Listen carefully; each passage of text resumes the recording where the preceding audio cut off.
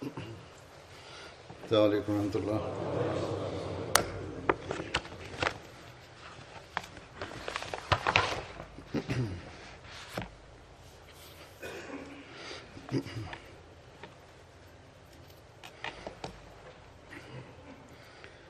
أشهد أن لا إله إلا الله وحده لا شريك له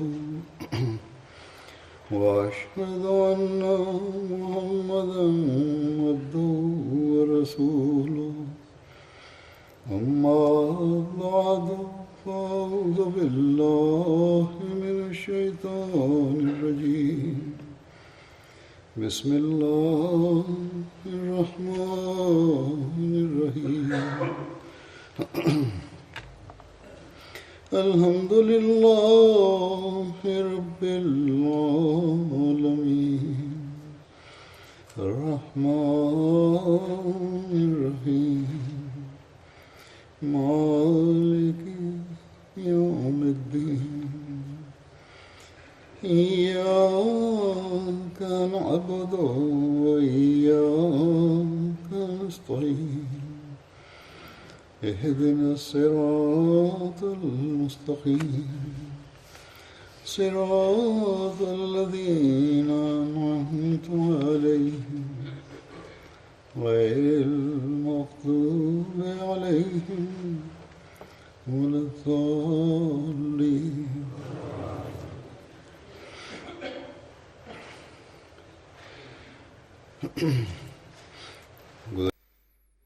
In der letzten Freitagsansprache habe ich über Hazrat Ubadah bin Samit gesprochen und seine Erzählung war noch nicht zu Ende. Ich werde weiter über ihn berichten.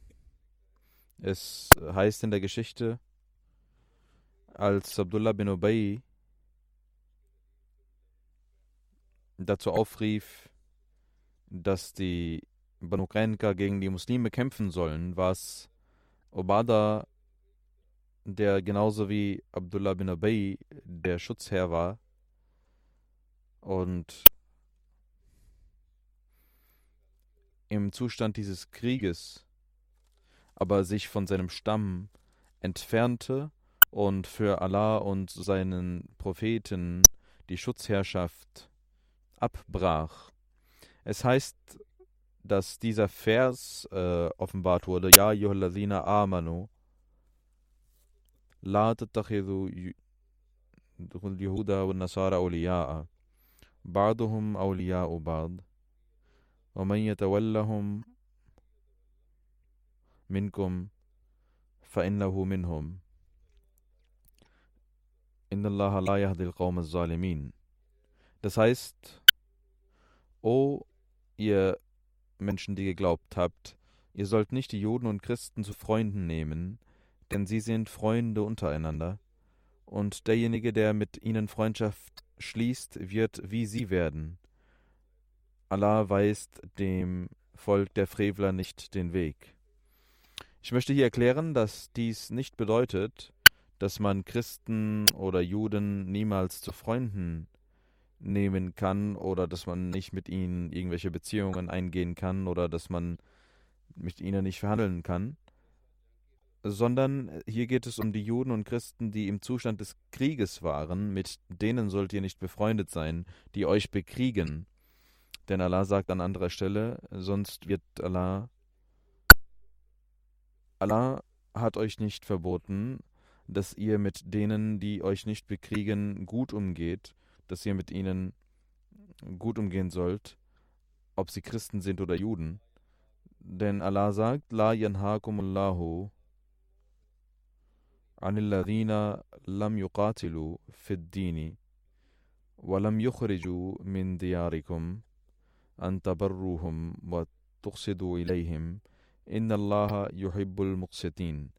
Das bedeutet, Allah verbietet es euch nicht, dass ihr mit ihnen seid, die mit euch im Glauben gekämpft haben oder euch von euren Häusern vertrieben haben, dass ihr mit ihnen mit Güte und Gerechtigkeit umgeht. Wahrlich, Allah liebt diejenigen, die gerecht sind. An dieser Stelle wurde also klar und deutlich erklärt in dem ersten Vers, dass ihr nicht aufgrund von Feigheit euch mit Nichtmuslimen befreunden solltet, sondern euer Vertrauen sollte auf Gott fußen. Ihr sollt euren Glauben stärken, dann wird Allah auch mit euch sein. Wir sehen aber heutzutage unglückseligerweise, dass die muslimischen Regierungen wieder sich den fremden Nationen anschließen und Angst vor ihnen haben. Und die Konsequenz ist, dass alle Muslime untereinander zerstritten sind und diese Menschen sind es, die die Wurzeln des Islams kaputt machen. Wir sollten beten, dass Allah auch diesen muslimischen Regierungen Weisheit und Vernunft gewährt. Es geht um das Ereignis von Banu Qaynuqa, als dieser Krieg, diese Schlacht zwischen Banu Qaynuqa und den Muslimen stattfand.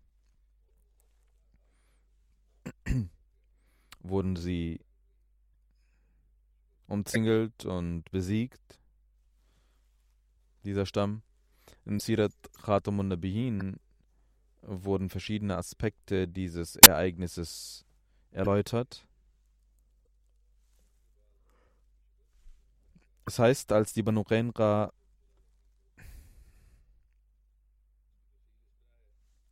besiegt wurden, wurde ihnen geboten, dass sie weggehen sollen, und sie wurden vertrieben.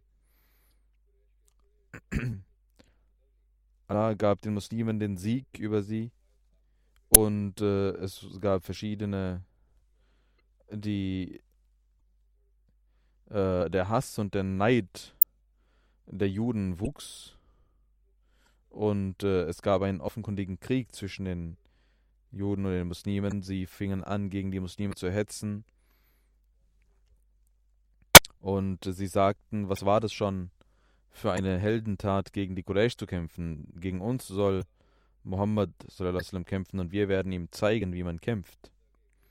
In einer Versammlung fingen sie an, den heiligen Propheten Muhammad sallallahu alaihi wasallam ihm gegenüberstehend solche Worte zu sagen. Es heißt in einer Überlieferung nach der Schlacht von Badr, als der heilige Prophet Muhammad sallallahu alaihi wasallam nach Medina kam, versammelte er die Juden und wies ihnen seinen Anspruch an und lud sie zum Islam ein. Diese friedvolle und mitleidvolle Rede des heiligen Propheten Muhammad sallallahu alaihi wasallam wurde von den Juden mit folgenden Worten beantwortet. Sie sagten: O Muhammad, Friede sei auf ihm, du denkst, dass du einige Quraysh bekämpft hast und jetzt gesiegt hast. Sie waren überhaupt nicht in der Lage zu kämpfen. Wenn du gegen uns kämpfen müsstest, wüsstest du, was es bedeutet zu kämpfen und wie die Kämpfer sind. Und diese Juden gaben nicht nur diese allgemeine Herausforderung, sondern sie fingen an, Pläne zu schmieden, den heiligen Propheten Muhammad sallallahu alaihi wasallam umzubringen. Es heißt in einer Überlieferung, dass in diesen Tagen ein sehr aufrichtiger Gefährte, Talha bin Bara, kurz vor dem Sterben war, und er sagte, wenn ich nachts sterben sollte, dann soll der heilige Prophet Muhammad sallallahu alaihi wasallam nicht über meinen Tod berichtet werden und dass er meinen Janaza verrichten soll, weil dadurch vielleicht die Gefahr besteht, dass die Juden die Möglichkeit haben, ihn anzugreifen. Und so waren die Zustände. Nach der Schlacht von Badr fingen die Juden an, offenkundig die Muslime zu verfeinden, und die Banu Qaynuqa waren die mächtigsten unter den Stämmen der Juden, und sie brachen den Vertrag mit den Muslimen. Es heißt, dass die Banu Qaynuqa unter den Juden von Medina den Vertrag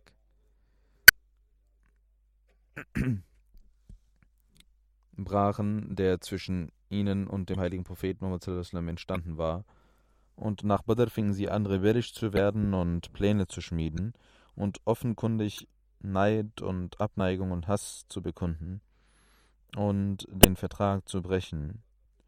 Trotz dieser Dinge blieben die Muslime hinter ihrem Propheten Muhammad sallallahu alaihi wasallam versammelt und blieben geduldig gemäß seiner Anweisung und machten nicht den ersten Schritt. Es heißt in einem Hadith, dass nach diesem Vertrag, der mit den Juden geschlossen wurde, der heilige Prophet Muhammad sallallahu alaihi wasallam vor allem sich um die Juden sorgte.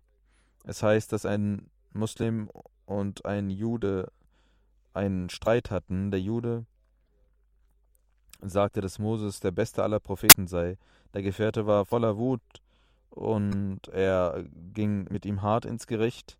Der heilige Prophet Muhammad sallallahu alaihi wasallam er bezeichnete den heiligen Propheten sallallahu alaihi wasallam als den besten der Propheten. Als der heilige Prophet davon erfuhr, war er mit dem Gefährten unzufrieden und wies ihn zurecht und sagte, es ist nicht eure Aufgabe zu sagen, Ränge zwischen den Propheten zu zeigen, sondern der heilige Prophet Muhammad sallallahu alaihi wasallam nannte eine gewisse Überlegenheit von Moses al-Islam und zeigte so Verständnis für den Juden.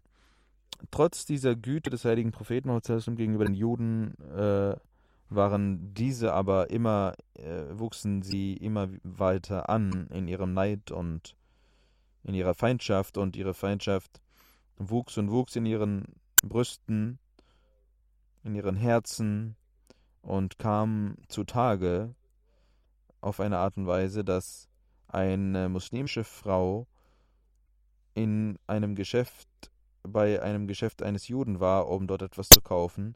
Einige Juden, die Schlimmes im Kopf hatten, fingen an, sie zu belästigen, und der Geschäftsmann fing an, das Tuch der Frau zu nehmen und es an einer Pflanze oder an einem Gegenstand dort zu befestigen, das Tuch. Die Konsequenz war, als die Frau dies sah und belästigt wurde und dort weggehen wollte, entblößte sie sich, indem das Tuch dort stecken blieb. Und die Juden fingen an, spöttisch zu lachen, dass die muslimische Frau schrie aus Scham und wollte Hilfe suchen. Ein Muslim war in der Nähe, er ging dorthin schnell und es kam zu einem Streit. Der Jude wurde getötet, der jüdische Geschäftsmann wurde getötet, und von allen 4 Seiten kamen Schwerter gegenüber den Muslimen. Sie griffen den Muslim an und der Muslim wurde auch dort ermordet und starb den Märtyrertod. Als die Muslime davon erfuhren, wuchs in ihnen das Ehrgefühl, und die Juden, die das zum Anlass eines Streits machen wollten, eines Krieges machen wollten, versammelten sich, und es kam zu einer Konfrontation. Der heilige Prophet Muhammad sallallahu alaihi wasallam erfuhr davon, und er versammelte die Fürsten von Banu Qainqa und sagte, das ist keine gute Art. Ihr sollt aufhören mit diesen üblen Machenschaften und Gott fürchten, statt sich zu entschuldigen und Scham zu empfinden, um Vergebung zu bitten, gingen sie offenkundig sehr hochmütig und spöttisch um und forderten den heiligen Propheten Muhammad sallallahu alaihi wasallam heraus: Ihr sollt euch nicht verlassen auf das, was ihr gegen die Quraysh gemacht habt. Wenn ihr uns bekämpfen müsstet, dann wüsstet ihr, was es bedeutet zu kämpfen und wer die Krieger sind. Der heilige Prophet Muhammad sallallahu alaihi wasallam musste notgedrungen einige Gefährten versammeln und ging in Richtung der Banu Qainqa. Das war der letzte Versuch, dass sie um Vergebung baten und dass sie sich entschuldigten.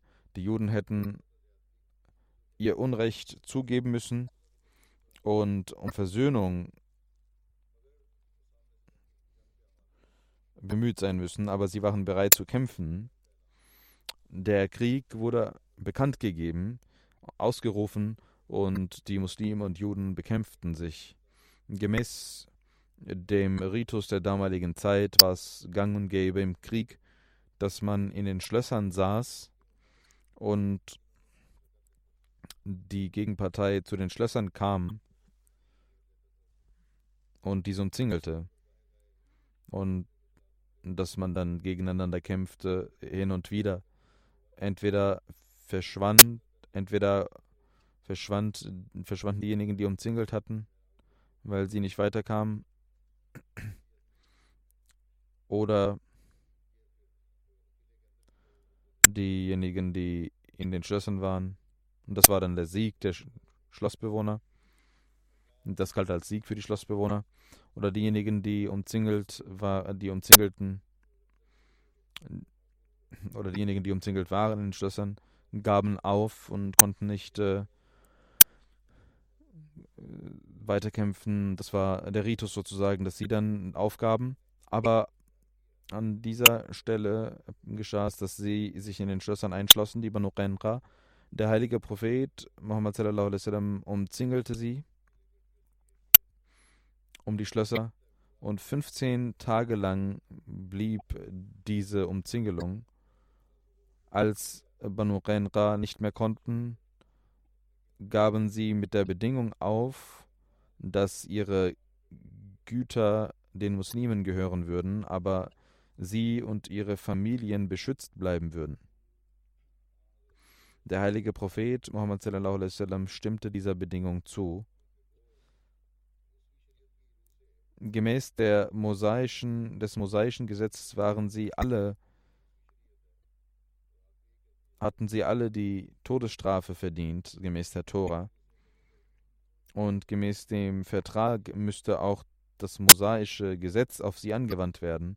Aber das war die erste Sünde, das erste Vergehen, was sie begangen hatten. Und der heilige Prophet Muhammad sallallahu alaihi wasallam war ein sehr barmherziger Mensch, der nicht sofort an Strafe dachte. Aber auf der anderen Seite sah er, dass diese unfairen, ungerechten Menschen in ihrer Stadt zu lassen, war genauso wie Schlangen in seine Kleider zu lassen. Und die Araber hatten sich versammelt gegen die Muslime. Deswegen in einer solchen Situation beschloss der heilige Prophet Muhammad sallallahu alaihi wasallam, dass die Banu Qanqa Medina verlassen müssen. Das war eine Strafe, die verglichen mit ihrem Unrecht, mit ihrer Sünde und mit den Zuständen der damaligen Zeit, war dies eine sehr milde Strafe und eine Strafe, die nur der Selbstverteidigung diente, damit die medinensischen Muslime beschützt blieben. Gemäß den Mirza Bashir Ahmad Saib schreibt, für die Nomaden der damaligen Zeit war das eine ganz normale Sache, von von einem Ort zum anderen zu gehen, vor allem wenn man kein eigenes Vermögen hatte, wie die Banu Qanqa ja auch nicht hatten dort. Und dort gab es die Möglichkeit, dass sie in Frieden die Stadt verlassen durften. Die Banu Qanqa verließen Medina in Frieden und gingen in Richtung Syrien. Ihre Auswanderung wurde vom heiligen Propheten Muhammad sallallahu alaihi wasallam selbst bestimmt und organisiert. Ubadah bin Samit war derjenige, über den es gerade geht, der sich um ihre Auswanderung kümmerte. Er war einer ihrer Schutzherren. Ubadah bin Samit ging mit den Banu Qanqa einige Zeit und ließ sie alleine nach einer gewissen Zeit. Die Güter hatten die Muslime behalten, wobei das eine Kriegssituation war. Das waren Kriegswaffen oder ihre Berufswaffen. Nichts, was die Muslime außerdem genommen hätten. Siratul Halbiya schreibt auch über dieses Thema und dort heißt es, Der heilige Prophet Muhammad sallallahu alaihi wasallam wies an, diese Juden für immer aus Medina zu vertreiben. Und die Aufgabe wurde vom heiligen Propheten Muhammad sallallahu alaihi wasallam Hazrat Ubadah bin Samit übertragen. Und es wurde ihnen 3 Tage Zeit gegeben, Medina zu verlassen. Die Juden verließen Medina innerhalb von 3 Tagen.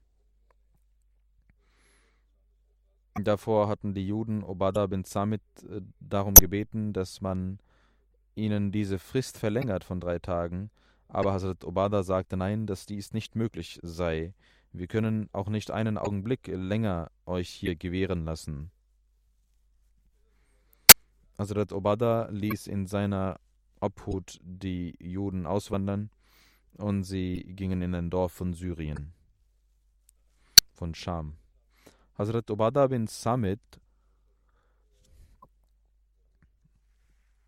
wird auch in vielen anderen Überlieferungen erwähnt. Er hat auch viele Überlieferungen selbst wiedergegeben. In einer Überlieferung, die von ihm stammt, heißt es, der heilige Prophet Muhammad sallallahu alaihi wasallam hatte sehr viele Beschäftigungen. Deswegen waren unter den Auswanderern, wenn ein Mensch von den Auswanderern zum heiligen Propheten Muhammad sallallahu alaihi wasallam kam, ließ der heilige Prophet Muhammad sallallahu alaihi wasallam ihn in unsere Obhut, um ihm Koran beizubringen, um ihm die islamische Lehre beizubringen. Einmal gab der heilige Prophet Muhammad sallallahu alaihi wasallam einen Mann in meine Obhut. Er blieb bei mir zu Hause und ich gab ihm zu essen und lehrte ihm den Koran. Als er zu seiner Familie nach Hause gehen wollte, dachte er, dass er hier, dadurch, dass er hier gewohnt hat und dass ich ihm den Koran beigebracht habe, habe ich etwas gut bei ihm und er schenkte mir einen Pfeil und Bogen. Er schenkte mir einen Bogen und das war ein so ausgezeichnetes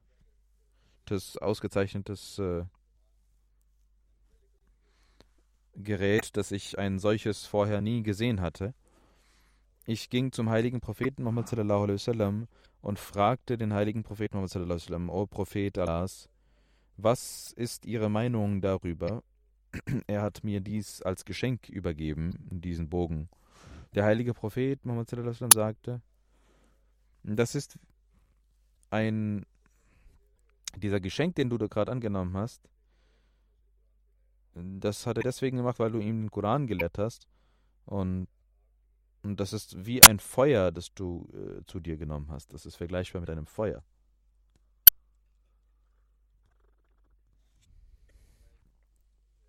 Es gibt noch eine andere Überlieferung.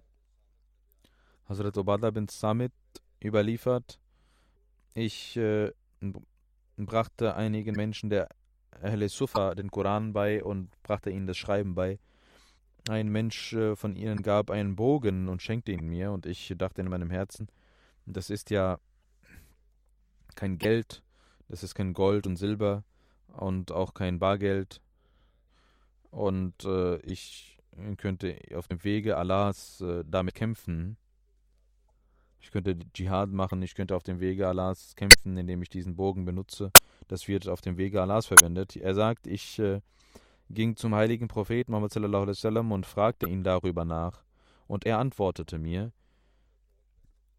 Wenn du es wünschst, ein Joch aus Feuer zu tragen, dann tu dies. Also wenn du wünschst, dass in deinem Hals ein Joch hängt, der aus Feuer ist, dann kannst du es nehmen.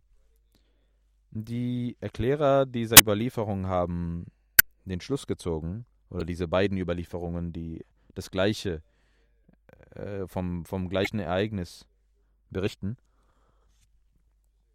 Sie sagen, dass das quasi ein Geschenk war, weil er ihm den heiligen Koran beigebracht hatte und dass der heilige Prophet dies nicht gut geheißen hat. Diejenigen, die also entgeltlich den Koran lehren, haben hierin eine Lehre. Also Rashid bin Huwaish überliefert: Einmal ging der heilige Prophet Muhammad sallallahu alaihi wasallam zu Ubadah bin Samit, um ihn nach seinem Wohlbefinden zu fragen. Er war krank. Der heilige Prophet Muhammad sallallahu alaihi wasallam sagte: Wisst ihr, wer die Märtyrer meines Volkes sind? Die Menschen sahen einander an. Der heilige Prophet Muhammad sallallahu alaihi wasallam war bei Ubadah bin Samit, um nach seinem Wohlbefinden zu fragen, und er sagte: Dort in dieser Versammlung, wisst ihr, wer die Märtyrer meines Volkes sind? Und die Menschen sahen einander an. Hazrat Ubadah sagte zu den Menschen: Stützt mich auf. Und die Menschen stützten ihn auf, und er saß und sagte: O Prophet Allahs, sallallahu alaihi wasallam, Sie haben gefragt, wer die Märtyrer Ihres Volkes sind. Diejenigen, die voller Mut kämpfen und den Wunsch nach Lohn haben, das sind die Märtyrer. Der heilige Prophet sallallahu alaihi wasallam sagte: Wenn das der Fall ist, dann wären nur sehr wenige Märtyrer in meiner Gemeinschaft. Dann sagte der heilige Prophet Muhammad sallallahu alaihi wasallam: Natürlich ist es ein Märtyrertum, auf dem Wege Allahs zu sterben, aber auch mit der Pest zu sterben ist ein Märtyrertum. Es gab eine Pest dort, oder diejenigen, die in einer Pest sterben und gute Gläubige sind auch Märtyrer. Auch im Wasser zu ertrinken ist ein Märtyrertum, und wegen einer Magenkrankheit zu sterben ist auch ein Märtyrertum. Und eine Frau, die ein Kind gebärt hat und im Mutterbett liegt und während dieses Nafas, der 40 Tage dauert, stirbt aufgrund ihrer Krankheit, aufgrund ihres Kindes wird sie ins Paradies kommen. Also eine Frau, die im Wochenbett stirbt, sie wird aufgrund ihres Kindes ins Paradies kommen. Das Kind wird sie ins Paradies quasi mitzerren. In Sahih Bukhari, ich habe eine Überlieferung eben von einer Überlieferung berichtet, die auch in Sahih Bukhari vorhanden ist. Abu Huraira überliefert: Es gibt 5 Märtyrer. Diejenigen, die an der Pest sterben, diejenigen, die in einer Magenkrankheit sterben, diejenigen, die ertrinken, diejenigen, die in der Hitze sterben, und diejenigen, die auf dem Wege Allahs sterben. Der verheißene Messias ﷺ hatte die Pest als ein Zeichen bekommen, und dafür war es ein Zeichen. Der verheißene Messias ﷺ hatte dieses Zeichen bekannt gegeben, dass diejenigen, die an ihn glauben, dass sie nicht an der Pest sterben würden. Das ist eine ganz andere Situation. Damit ist nicht eine solche Pest gemeint, sondern wenn es eine ganz allgemeine Pest ist, die mit diesem Zeichen nichts zu tun hat, und wenn ein Gläubiger darin stirbt, dann ist er ein Märtyrer.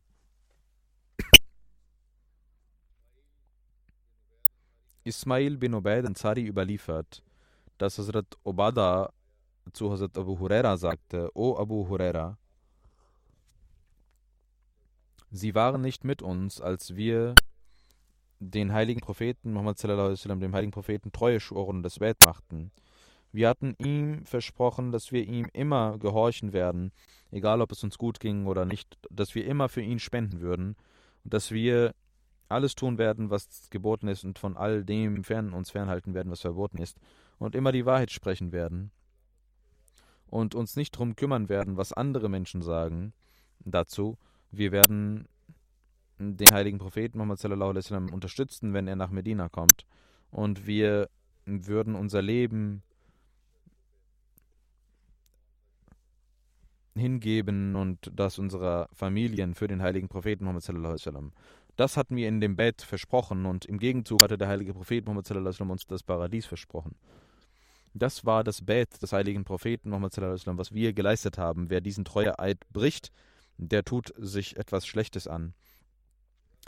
Diejenigen, die die Bedingungen dieses Treueeides erfüllen, werden aufgrund des Versprechens des heiligen Propheten Muhammad sallallahu alaihi wasallam von Gott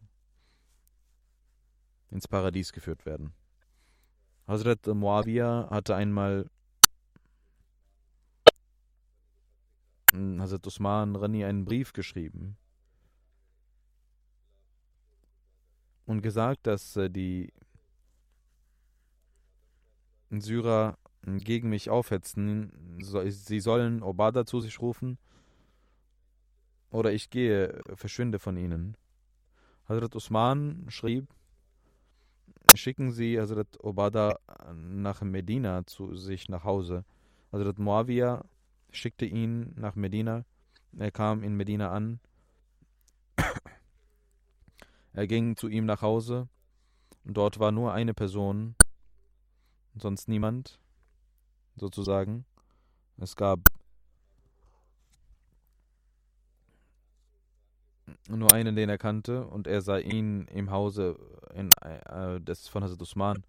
Und Hazrat Usman sagte, O Obada bin Samit, was ist es zwischen ihnen und uns? Und Hazrat Obada stand vor den Leuten auf und sagte, ich habe den heiligen Propheten Muhammad sallallahu alaihi wasallam sagen gehört, nach mir werden solche Menschen eure Befehlshaber haben, die euch Dinge zeigen werden, die ihr nicht mögt, und die euch solche Dinge als schlecht darstellen werden, die ihr als gut empfindet. Derjenige, der Gott widerspricht, dem sollt ihr nicht gehorchen, deswegen sollt ihr nur die Grenzen Allahs beachten. Es gibt einige Dinge, in denen man anderer Meinung sein kann. Hazrat Amir Muawiyah und Hazrat Obada bin Samit hatten auch solche Verstimmungen und solche Meinungsunterschiede. Auch unter Hazrat Umar geschah es, wie ich in der letzten Freitagsansprache gesagt hatte, gab es ein Ereignis. Hazrat Obada bin Samit war einer der ersten Gefährten und kannte die Probleme und die Art und Weise des heiligen Propheten Muhammad sallallahu alaihi wasallam.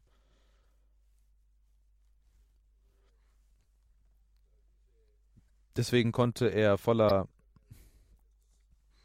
Überzeugung diese befolgen und auch andere dazu aufrufen, diese zu befolgen. Als dies unter der Zeit von Hazrat Umar geschah, diese Meinungsunterschiede zwischen Amir Muawiyah und ihm, da sagte Hazrat Umar, du sollst nicht dich mit ihm streiten, du sollst ihn das gestatten, wenn er das tut. Und als er nach Medina kam, schickte er ihn wieder zurück. Aber Hazrat Usman, als dies wieder geschah, zur Zeit von Hazrat Usman, da ließ er ihn zurückrufen aufgrund der Umstände.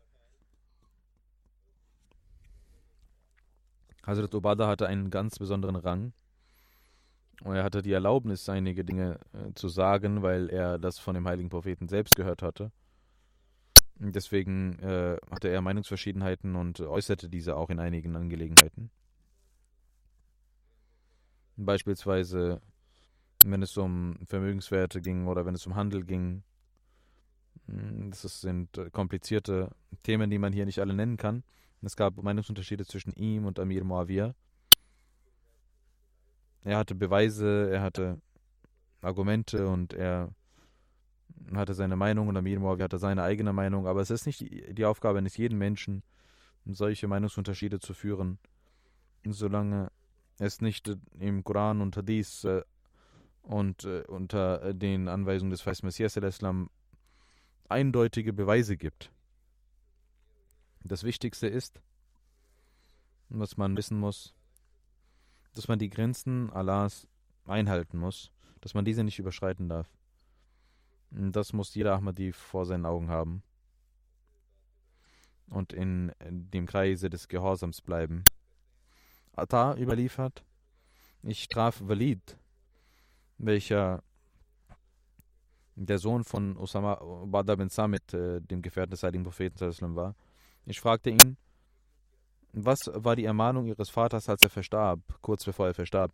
Er antwortete, dass mein Vater Obada mich rief und sagte, O mein Sohn, du sollst Gott fürchten und sollst wissen, dass du nicht gottesfürchtig sein kannst, solange du nicht an Gott glaubst und solange du nicht an alles Üble und alles Gute glaubst. Wenn du diesen Glauben nicht hast, wirst du in die Hölle kommen. Hazrat Anas bin Malik überliefert, dass der heilige Prophet Muhammad sallallahu alaihi wasallam zu Ilhan ging. Das war die Ehefrau von Ubadah bin Samit. Sie gab dem heiligen Propheten Muhammad sallallahu alaihi wasallam zu essen. Einmal ging der heilige Prophet zu Ilhan nach Hause und sie gab ihm zu essen und fing an, auf seinen Kopf zu schauen. Der heilige Prophet Muhammad sallallahu alaihi wasallam schlief ein. Er war in diesem Zustand und lächelte und wachte auf. Ihram sagte, ich fragte, O Prophet Allahs, wieso lachen Sie? Der heilige Prophet sallallahu alaihi wasallam sagte, es wurden mir einige Menschen aus meiner Gemeinschaft mir vorgetragen, die auf dem Wege Allahs im Krieg sind.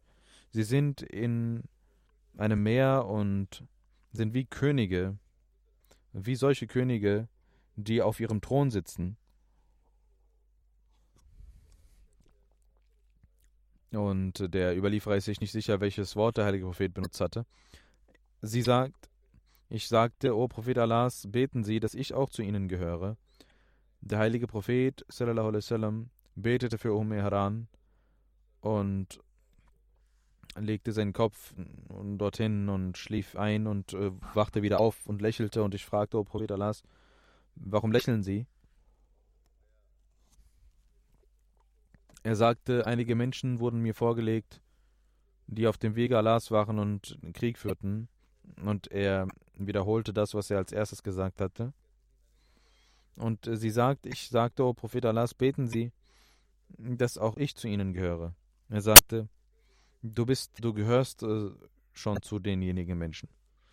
Hazrat Haram hatte in der Zeit von Muawiyah bin Abu Sufyan das Meer überquert und als sie von dem Meer zurückkam, verstarb sie auf ihrem Reittier. Der heilige Prophet Muhammad sallallahu alaihi wasallam pflegte zu ihr nach Hause zu gehen, weil sie mit ihm verwandt war. Er ging nicht einfach zu dem Haus einer fremden Frau. Das heißt, dass Mihran die Tochter von Ibn Khalid ist, von Ibn Najjar. Sie war die Tante von Anas und Sulaims Schwester ist ihre Mutter. Mihram und Sulaim sind aufgrund eines Verwandtschaftsverhältnisses wie Tanten des heiligen Propheten Muhammad sallallahu alaihi wasallam gewesen.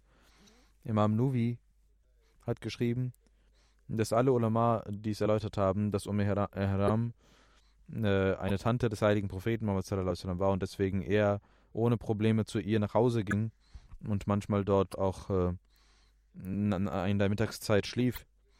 Aber aufgrund dieses Mehram-Seins, also dass sie Mehram war, heißt, dass sie einen Verwandtschaftsgrad hatte, der das veranlasste, dass es keine Parda gab. Aber wie dieses Verwandtschaftsverhältnis genau aussah, das weiß man nicht. Die einigen haben dies genannt, die anderen das. Aber jedenfalls war Haram, als sie den Islam annahm und den Treueeid dem heiligen Propheten Muhammad sallallahu alaihi wasallam schwur und zur Zeit von Hazrat Usman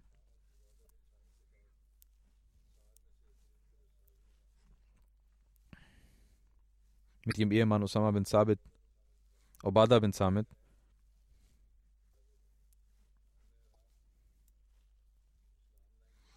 Mihram nahm den Islam an und schwor den Treueeid. Und in der Zeit von Usman war sie mit ihrem Ehemann Ubadah bin Samit, welcher von den Ansar war, ein sehr großartiger Gefährte war. Und sie ging mit ihm zum Dschihad und bis nach Rom und verstarb den Märtyrertod.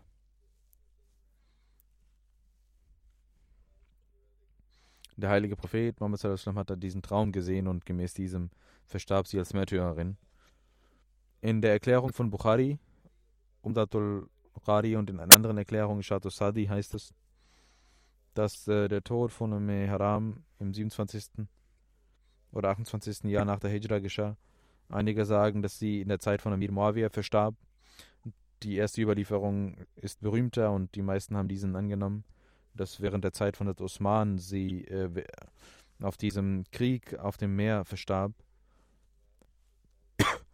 Es ist mit Muawiyas Zeit ist nicht Muawiyas Regierung gemeint, sondern als Muawiya einen Krieg gegen die Römer kämpfte und sie mit ihrem Ehemann Usama Ubadah bin Samit daran teilnahm und auf dem Rückweg verstarb. Und das geschah in der Zeit des Khilafats von Hazrat Usman. Junada bin Abu Umayya überliefert, als wir zu Hazrat Ubadah kamen, war er krank und wir sagten, möge Allah ihnen Gesundheit geben. Nennen Sie ein Hadith, das Sie vom heiligen Propheten sallallahu alaihi wasallam gehört hätten, damit Allah ihnen Gutes tut. Und er sagte, der heilige Prophet sallallahu alaihi wasallam hat uns gerufen und wir machten das Bet. Das, wofür wir Bet machten, war folgendes. Wir schwören Treue, dass wir, wenn es uns gut geht oder schlecht geht, wenn wir glücklich sind oder unglücklich sind und jederzeit ihnen gehorchen werden und uns nicht streiten werden mit den Herrschern aufgrund der Herrschaft. Aber wenn jemand ungläubig ist und das bekannt gibt, ist eine Ausnahme, wenn alles offenkundig ist.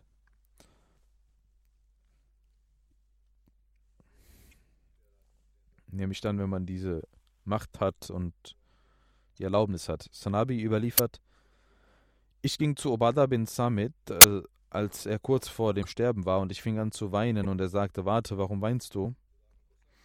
Ich schwöre bei Allah, wenn ich nach einem Zeugnis gefragt werde, werde ich für dich bezeugen. Und wenn mir gewährt würde, dass ich Fürbitte leiste, würde ich für dich Fürbitte leisten und dir Gutes tun.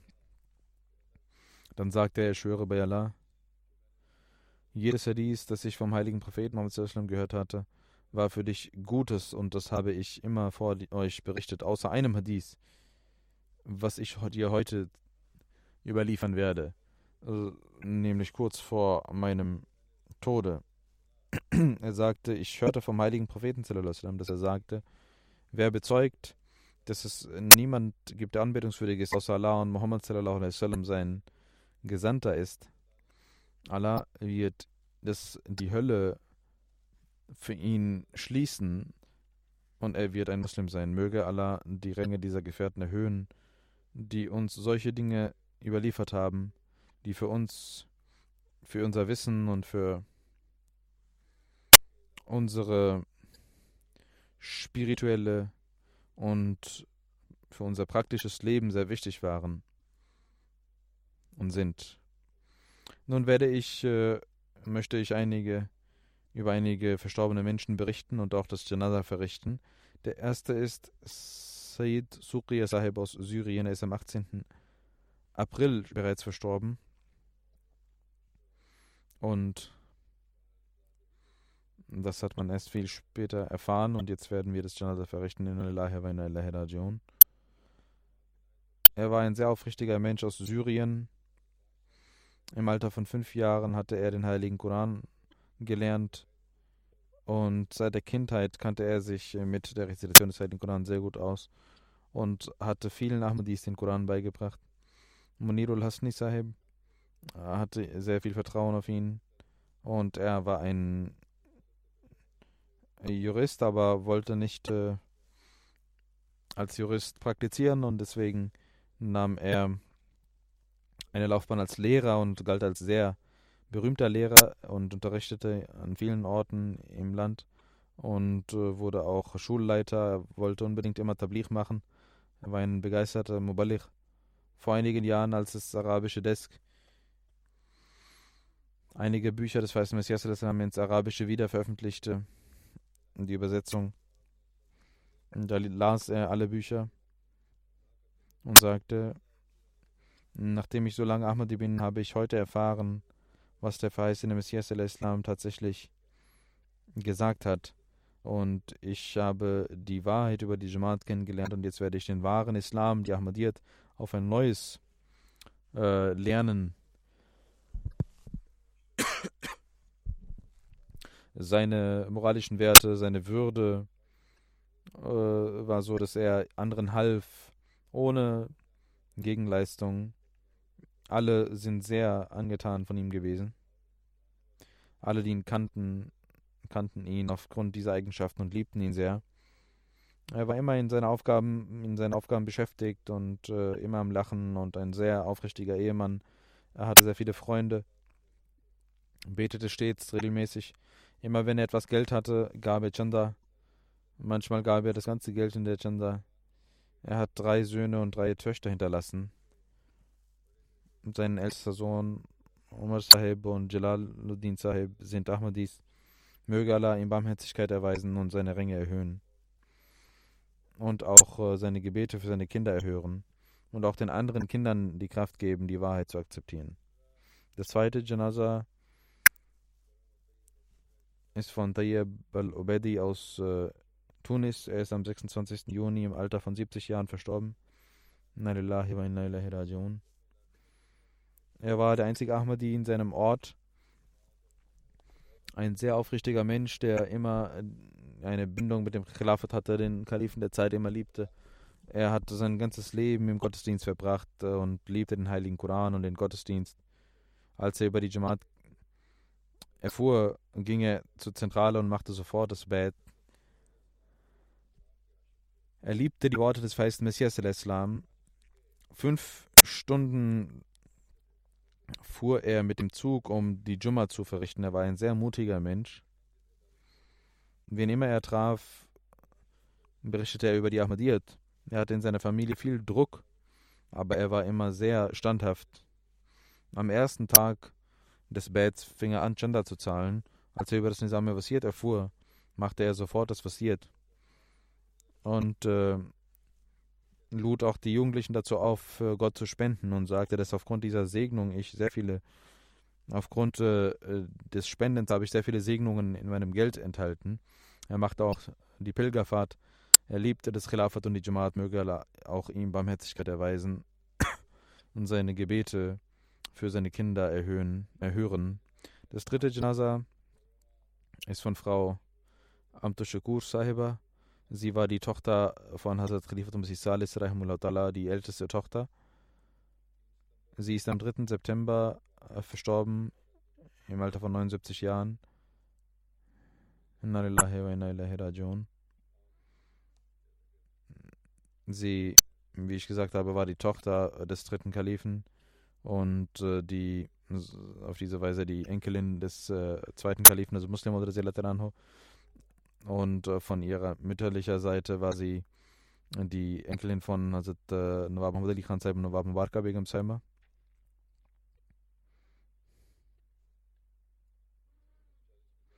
Im Jahre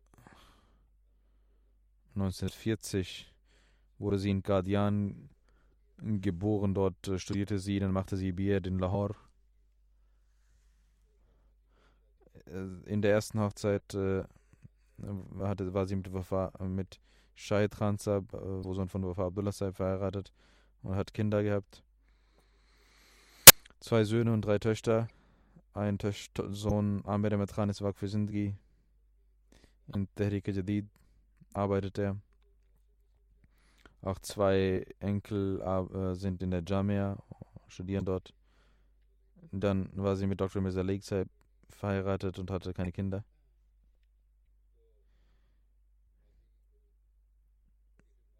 Sie hatte zwar nicht große Dienste der Jamaat erwiesen in verschiedenen Ämtern, aber hat in verschiedenen Instituten gearbeitet.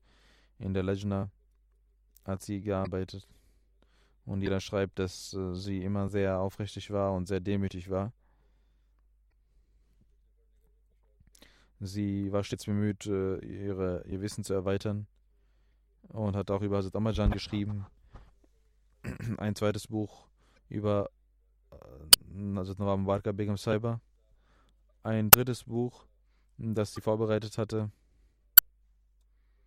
aber noch nicht veröffentlicht wurde. Aufgrund der Situation dort ist von Mirza Sharif Ahmad Sahibs Frau über Mirza Sharif Ahmad Sahibs Frau, Hazrat Bu Zainab Sahib, über ihr Leben. Das sind 3 Bücher, die sie geschrieben hat. für die Lejna sehr schöne Bücher. Ihre Enkelin sagt, meine Oma sagte immer, dass Hazrat Salis gesagt hatte, ihr sollt immer lächeln, denn das ist eine Sadqa.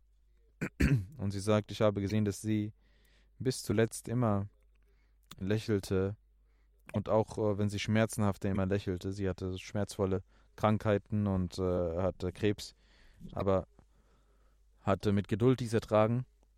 Und Salis pflegte immer zu sagen, dass sie jede Schwierigkeit voller Geduld erträgt. Möge Allah ihr gegenüber Barmherzigkeit erweisen und auch ihren Kindern Nachkommen die Möglichkeit geben, mit der Jamaat und dem Khilafat immer treu verbunden zu bleiben.